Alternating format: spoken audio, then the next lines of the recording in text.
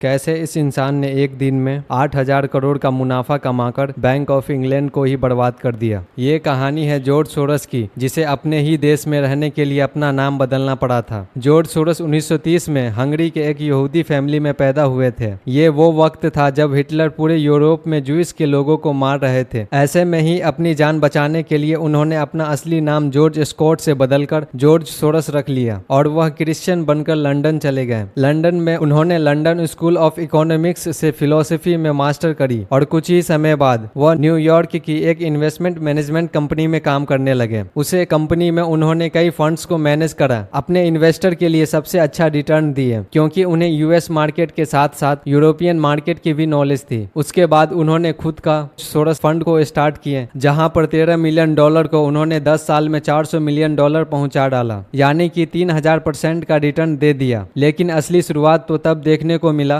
जब 1990 में उन्होंने एनालिसिस करा कि जो ब्रिटिश पाउंड है वह काफी समय से स्टेबल चल रहा है और बहुत ही जल्दी गिर सकता है अगर कोई भी बड़ी न्यूज देखने को मिले। तो उन्होंने इसी मौके का फायदा उठाने की कोशिश करी। उन्होंने कई बड़े बड़े बैंक्स से $10 बिलियन पाउंड ले लिए और रातों रात ग्लोबल करेंसी मार्केट में उन सारे पाउंड्स को बेच दिए, जिसकी वजह से हुआ क्या, अचानक से पाउंड की सप्लाई बढ़ गई और डिमांड कम होने की वजह से मार्केट क्रैश हो गया। और यह तारीख 16 सितंबर 1992, जिसे ब्लैक वेडनेसडे भी कहा जाता है। मार्केट 15% तक नीचे गिर गए और जॉर्ज सोरस वेट करते रह गए। जैसे ही मार्केट बिल्कुल नीचे गिर गया, उन्होंने फिर से वो सारे पाउंड्स को सस्ते में खरीद कर बैंक का सारा लोन वापस कर दिया और ऐसे में ही उन्होंने एक दिन के अंदर में $1 बिलियन का प्रॉफिट कमाया। कुछ लोग तो इसके बाद उन्हें जीनियस बोलने लगे, लेकिन कुछ लोगों ने उन्हें एक टाइटल भी दे दिया, the man who broke the bank of England, और कुछ लोग तो उन्हें विलन भी कहने लगे। आज जॉर्ज 94 साल के हैं, उसके बावजूद भी एक कंट्रोवर्शियल फिगर बन चुके हैं। क्योंकि वह दूसरे कंट्रीज के कॉन्फ्लिक्ट्स में भी राय देने लगते हैं। अभी रिसेंटली हिडनबर्ग की एक रिपोर्ट सामने आई थी, अडानी के साथ और मोदी जी का कनेक्शन दिखाया और इसमें उनका नाम सबसे पहले सामने आया, जिसके बाद लोग उन्हें एक डेंजरस इंसान कहने लगे। क्या सोरस एक विजनरी लीडर बनना चाहते हैं या फिर अपॉर्चुनिटी का फायदा उठाना जानते हैं? तो आप लोगों की क्या राय है? आप कमेंट बॉक्स में कमेंट करके बताओ। धन्यवाद।